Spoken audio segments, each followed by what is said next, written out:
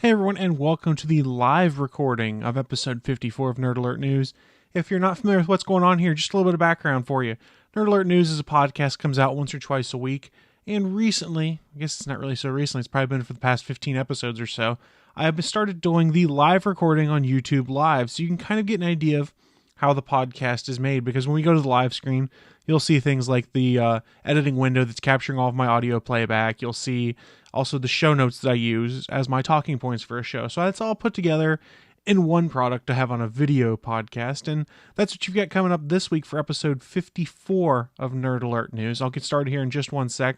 One thing you will notice as I do this, since this is a solo podcast, I tend to lean back from the mic for a second and get a drink because I get very thirsty doing this, having to talk by myself for like 30 minutes. So my apologies in advance when you see me grab this water bottle and lean back like this. But that's how I keep my speaking voice in relatively decent condition. So all that being said, why don't we start recording the actual podcast now? And here we go, flipping to the full scene for what you'll see. And like I mentioned earlier, show notes on the left, on the bottom of the screen, a copy of the Audacity window that shows me editing, because I will edit this on the fly from time to time, because it's not unheard of for me to get a little tongue twisted, say something ridiculous, and then go, oh, why'd I say that? And then go and edit that out and re-record a section of the podcast. Sometimes I don't get any of those. Sometimes I get lots of those. So it's really just a crapshoot seeing what we'll have this week for the recording. So once I turn down the gain and the recording volume a little bit in Audacity, we will get started. So all that being said, let's get started with the actual podcast in 3, 2, 1. Well, correction. I need my notes, which I didn't have pulled up. So this time we'll actually get started in 3, 2, 1. Hey everyone, I'm Chris Farrell, and welcome to episode 54 of Nerd Alert News. It's hard to keep on top of all the nerdy news that floods the internet, but that's where this show comes in. I'm going to do all that hard work. I'm going to find all that cool nerdy news that you guys need to know. Basically, let me do the hard work. I'll find all the cool stuff. So real quick, again, we are recording this live on YouTube Live for this recording, so you can go and find go to the GonnaGeek.com YouTube channel, and you can watch the live recording of this if you want.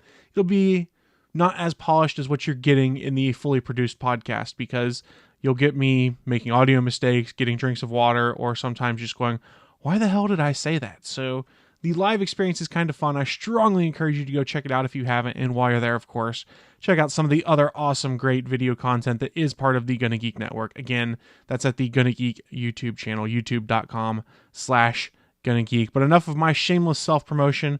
Why don't we get started on the headlines? First story comes courtesy of Engadget.com. The Nike self-lacing shoes are in fact coming soon. Now, a little bit of background. You guys might remember there was a joke. Oh man, are we ever going to get those power lacing shoes that we saw in Back to the Future? And a few years back, rumors started coming out about it. Then Nike made replicas of the power lacing shoes as part of a charitable project with the Michael J. Fox Foundation. And then it was announced Nike designer Tinker Hatfield promised power lacing shoes to mimic the shoes in Back to the Future sometime in 2016. Engadget now knows what day they'll go on sale. They're called the Nike HyperAdapt 1.0s. They'll be available at, quote, select, end quote, retail locations by appointment beginning November 28th. So we've got 2 months basically until these shoes come out as I record this. Now, Nike did bring Wired in for an exclusive look behind the scenes of the shoes development. So there's some really cool scenes and some really cool pictures you can see if you go over to the article over on Engadget, or Wired. But more details on how to set up an appointment and the pricing of these shoes probably coming soon in the coming weeks. My guess is these shoes aren't going to be cheap, guys. There's a big Nike collector's market out there. I'm not a Nike collector, but I know people that are.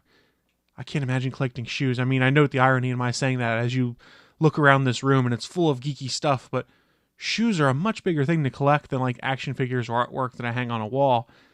I don't know. I think it'd just be tough, but I could see a collector really wanting these HyperAdapt 1.0s because, hey, power lacing shoes straight out of Back to the Future, I'm totally on board with that. They sound awesome, but my guess is expensive. If you're having to set up an appointment to go in and find out more about these shoes and potentially purchase them, I don't think they're coming to just your traditional Foot Locker. They're probably going to be a big thing and a big costly thing. But again, if you're a fan of Back to the Future, it's kind of cool to be like, something predicted in the movie coming true yet again. So like I said, find out more details by going to the show notes over at shownotes.nerdalertnews.com open the episode 54 show notes, and you will find a link direct to the article on Engadget that gives you more details on these shoes. Really, I just wanted to geek out over the fact that they're making self-lacing shoes. How cool is that? Video guys, we're going to take a short break a second because, like I said, I am parched for some reason today, and I'm not quite sure why. And as I look over, I realize I forgot to start my backup recorder for the show. So hopefully everything I'm recording in Audacity comes out all right, because if it didn't, I'm missing the first 3 minutes and 8 seconds of the show, and I can rip it out of YouTube, I guess. That's probably the easiest thing. Rip it out of YouTube if I need to. Again, backup recordings, they're a big thing. You should make sure you have lots of backup recordings. Don't be like me and start a show and then realize you didn't start your backups. Fingers crossed it doesn't become a problem. But that being said, let's move on to the next story here. So our next story comes courtesy of ArsTechnica.com. It's all about some of the big plans that Netflix has for their original content. So we all know Netflix gained a lot of their popularity by streaming licensed content. Remember, you could go on there and watch episodes of Star Trek, of Chuck, of all sorts of different things that were not Netflix originals, because it was, 4 or 5 years ago when Netflix rolled out House of Cards, which was their first original series, and started this path of all these Netflix original series. They've been widely popular, highly successful, more so than a lot of people expected, and kind of sparked off a new race where you see a lot of these streaming services creating their own television products now. Look at Amazon. They've won Emmys for Transparent. Netflix has won Emmys for a lot of their original content. Hulu's standing up original content all the time. So it works, but no one expected it to back when it originally started. However, according to a report, Netflix wants to make 50% of the content on their program. Blech. Brain fart. We're going to cut that out if you're watching live. However, according to a report, Netflix wants to make... All right. Like I told you, I get tongue twisted sometimes. It is wonderful and awesome, and I love it. However, according to a report, Netflix wants to make 50% of its original content programming over... I still can't do it. However, according to a report, there are plans for Netflix to try and shift 50% of their content available on the service over to being original programming over the next few years. The other half, of course, would continue to be things like licensed TV shows and movies, pretty much the backbone of what the service was built on. At the start of 2016, the company announced it would launch 600 hours of original programming. That's a huge number, and look at it this way. It is a bump from the 450 hours they released in 2015, so there are plans to continue to broaden the offerings of the Netflix service. Again, 150 new hours worth of content. As you watch Netflix, you're always seeing new original content coming out, be it comedy specials, be it things like Chelsea Handler's weekly, is it daily or weekly show? I don't know. I don't actually watch it, but she has a show that comes out on a regular basis. Bill Nye's getting a show up in 2017. He'll have his new science show. So they're doing all sorts of things that lead to new programming. Netflix CFO David Wells said the company is currently, quote, 1/3 to halfway, end quote, to reaching its 50% goal. So they're getting close. They're getting close. Why might Netflix be doing that, though? This is the question. Well, in many cases, Netflix's original programming has surpassed the popularity of its licensed content. Let's look at shows like House of Cards and Master of None. They've received numerous awards. The new show Stranger Things, which I have yet to watch, but it is on my list. I promise I'll get to it. Why I haven't gotten to it is because I started watching House of Cards and Season 5 of Longmire. Again, more Netflix originals. But back to Stranger Things. It became a breakout hit in the past few months. Already got renewed for Season 2. So there's a lot of quality stuff coming out of Netflix. Netflix does acknowledge that not all of its original programs have been major hits, but the company doesn't believe they need to be. Quote, we don't necessarily have to have home runs, according to David Wells. We can also live with singles, doubles, and triples, especially commensurate with the cost. Makes sense. They're not saying everything has to be great, get great awards. Let's look at the traditional TV model. There's a lot of crap TV out there. Let's refer to some of these things, some of these reality TV programs or just stupid shows that, well, okay, stupid in my opinion, that don't seem to have a target. There are people that like that. There's always going to be people that want to watch that stuff. It doesn't have to be highbrow award-winning as long as it provides entertainment. So in Netflix's world, it's great that House of Cards and Master of None have gotten these great awards. Those are home runs for them. But they can live on the singles, doubles, and triples that would be putting out, like, say, this is going to sound terrible, the Chelsea Handler show, which I haven't watched, but I haven't heard as much buzz about, so we could call that, say, a double or a triple. Things like that. Not everything has to be great, as long as people are wanting to watch it. That's where Netflix has an inbuilt advantage, is people are paying for their subscription service. They don't have to care about ratings and number of people watching things, so long as people stay subscribed to Netflix and new people do subscribe to Netflix. So why did I bring that up? Because funding is required to produce the original content. And you might be worrying now, oh no, they want to do a ton more original content. Is this going to raise the price? According to what I read on Ars Technica, Netflix has no immediate plans to introduce any advertising to its service, nor are subscription costs going to rise in the near term to bring it, I can't talk. In the near term.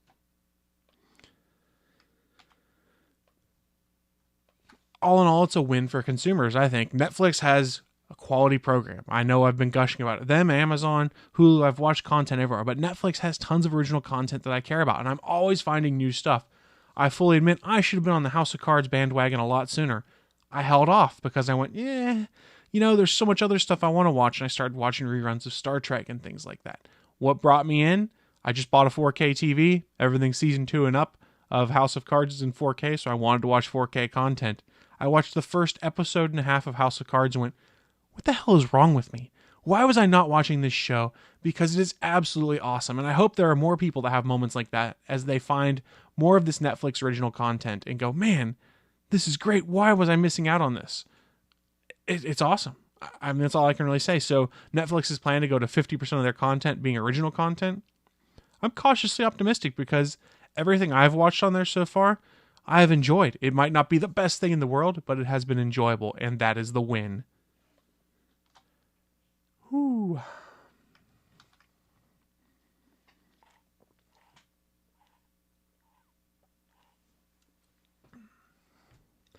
One more headline, folks.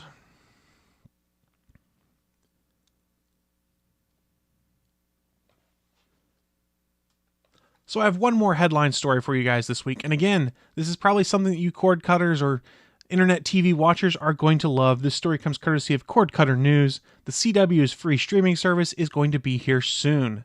The CEO of the CW network recently announced that an app is coming to Roku, Apple TV, Chromecast, and Fire TV. And with this app, you'll be able to access CW shows the next day, even if you do not pay for cable.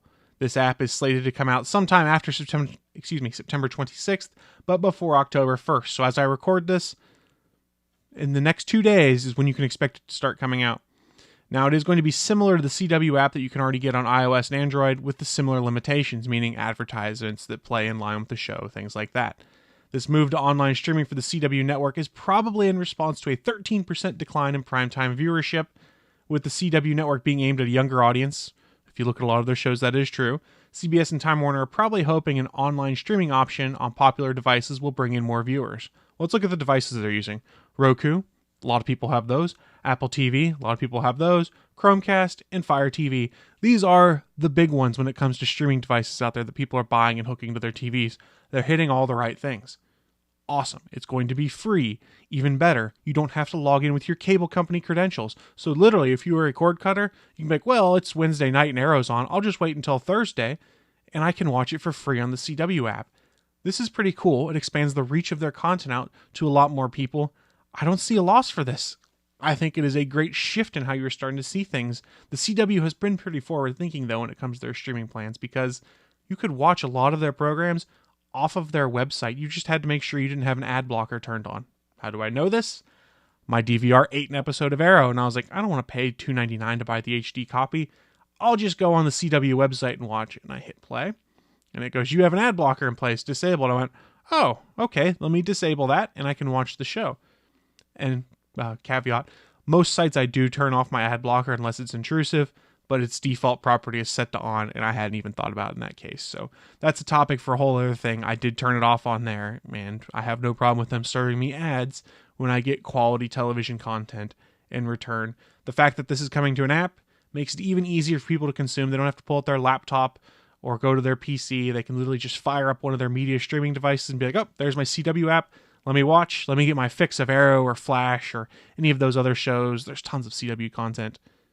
I think it's a smart move. I hope you see more and more stations and content providers starting to do similar things. I know Fox has an app that I've seen on there, but they have a deal with Hulu also. So who knows? I mean, part of why this is probably coming into play also is the CW no longer has a deal with Hulu to stream their content. It is now a deal they signed with Netflix, so that at the end of every season, then they put the entire back catalog on Netflix. So if you were consuming CW content on Hulu, you will no longer be able to do so with this upcoming season of television programs. But again, not a big deal. Go download the CW Network app, because it's on all the popular streaming devices, and go forth and conquer from there, guys. That does wrap up our headline stories this week. Lots of cool stuff on streaming content, things like that. But before we move into the featured story, this is the time of the show where I like to remind folks that Nerd Alert News is in fact part of a network of podcasts. It is part of the GonnaGeek Network, which you can find over at GonnaGeekNetwork.com. And each week I do try to highlight one specific podcast and talk about it. And this week I want to talk to you guys about episode 111 of the Tyrion's Landing podcast. That is the official Game of Thrones podcast for the GonnaGeek Network. This episode is entitled Creative Emmys. This week, Jeannie, Nikki, and Rachel are talking of Emmy wins, breaking records, cosplay, and more. So if you're a Game of Thrones fan, head on over to GonnaGeekNetwork.com, click on Tyrion's Landing, and go check out episode 111 as they discuss some of the big wins they got here at the Emmys, and some ideas of what records and cosplay might be coming forward. And if you are a podcaster looking for a network home, the GonnaGeek Network is always looking for new content. Just head on over to GonnaGeek.com/join, and that is how you can apply to have your podcast become part of the GonnaGeek Network. If you're watching live, I'm taking a water break. I'll be right with you.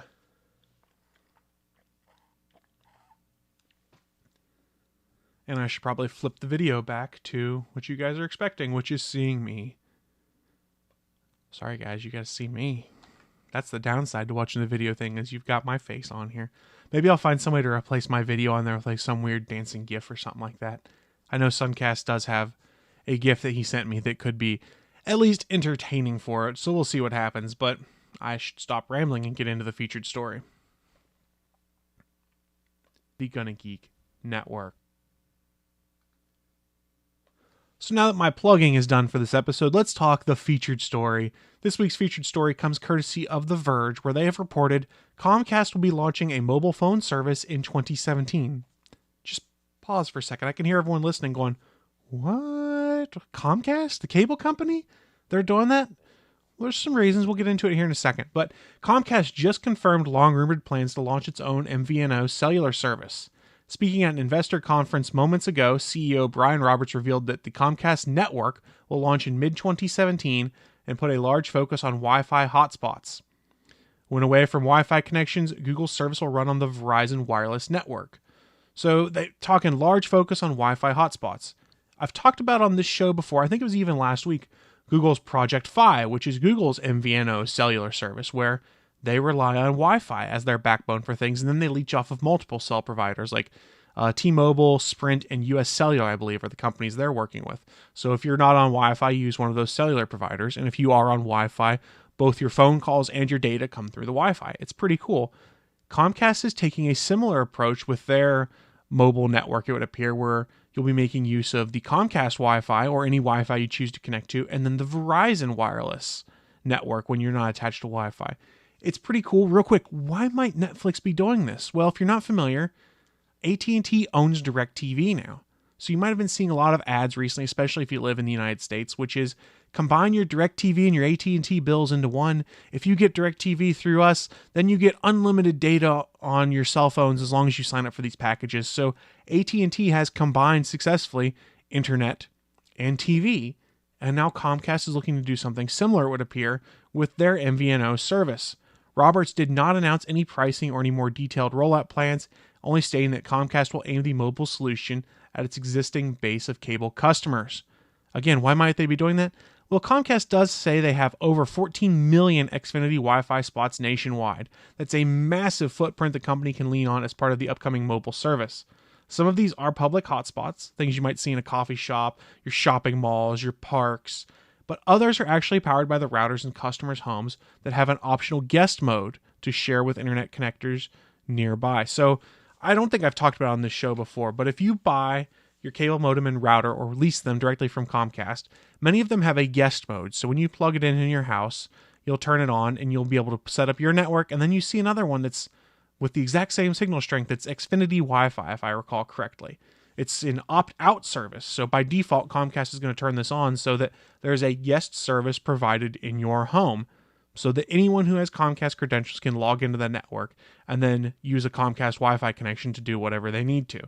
So with that in place, Comcast has a massive footprint because, like I said, it's an opt-out service. So most people just don't even think about it. They go, okay, whatever, Comcast has a service in here. So they have arguably the biggest cable service in the country. If you say that maybe half to 2/3 of those people use the Comcast Wi-Fi, or the Comcast router and modem, that is a lot of Wi-Fi hotspots just in people's homes that folks could connect to with this new cell service. Add on top of that all the public places where they have cell phone service. That is a lot of Wi-Fi networks, probably more than Google's even certified for Project Fi. Now the question is, what's the brain fart? Brain fart. Probably more than Google's even certified for Project Fi.